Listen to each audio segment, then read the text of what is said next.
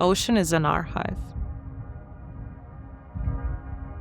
One body of water can contain so many layers of history, and after each tide, after each storm, the new layer of history unfolds.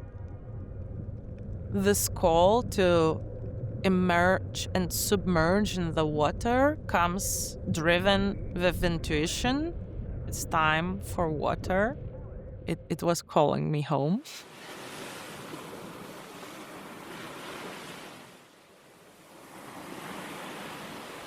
I'm Emilija Škarnulytė from Lithuania, mostly working with moving image. Through my moving image works, I look from cosmic to geological, from ecological to political.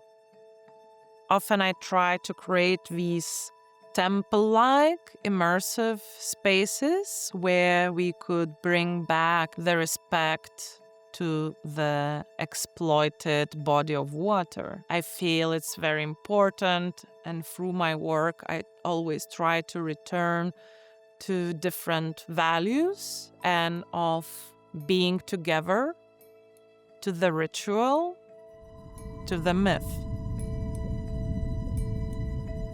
To measure the landscapes, I'm often using my own body as a scale or a shape-shifter creature. I always wanted to show these hidden, unknown worlds through a mythological character's perspective. I started to train my own body, expanding lungs, breathing.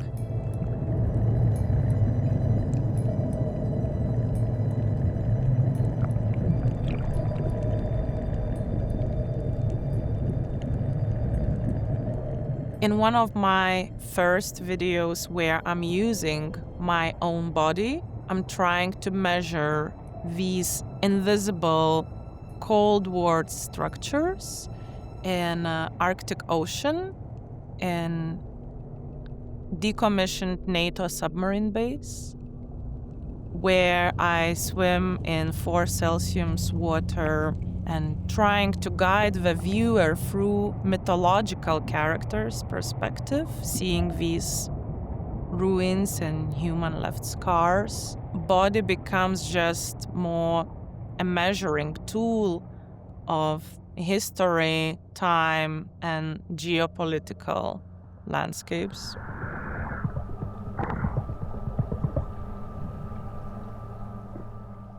In Æqualia, 2 rivers in the sacred confluence form one of the biggest rivers in the world, Amazon.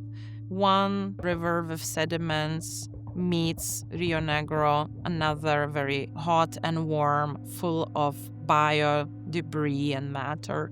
I was piercing it through and measuring it using my own body, swimming alongside with pink river dolphins, botos.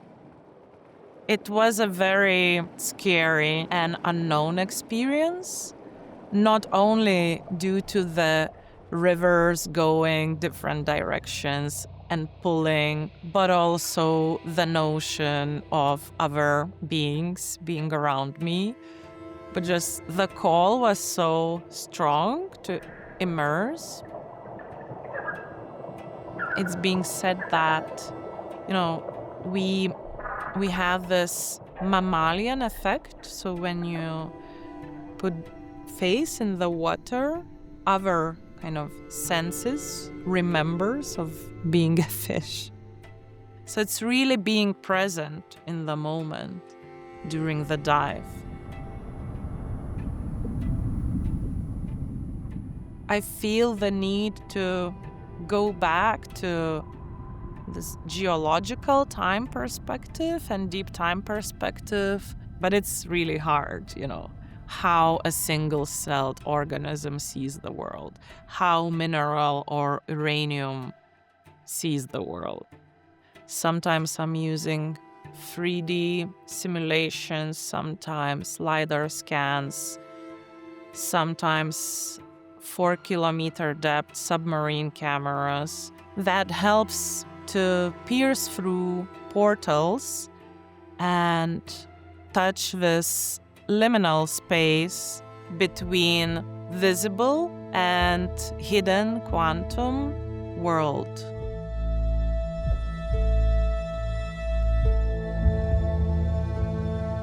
Telstar is a new 2-channel 16mm piece created here during the residency at St Ives. I was visiting many different stone circles, megalithic ritual sites, as well as Gunhili Station. We see drawings that I made from ground, minerals, seawater, volcanic sediments, and salt. And it's a reflection on humanity's eternal kind of need to communicate to cosmos or something larger than us, leaving the message.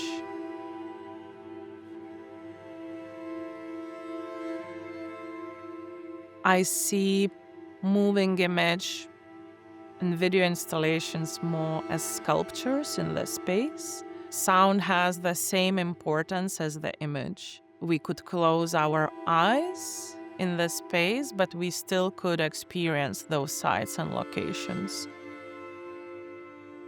In the main installation, we see 4 screens standing as megaliths, as dolmens in the field.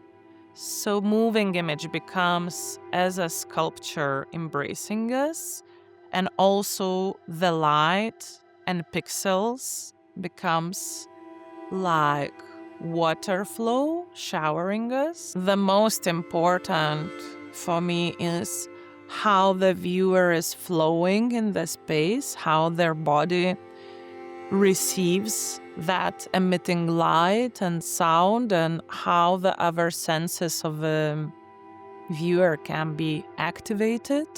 All my pieces are time-based and durational, with the rhythm. So being here at St Ives, having this rhythm of tides, because these landscapes were formed in a way by water, by ice too. Water is also the origin. We are made from water, and eventually we might go back to water.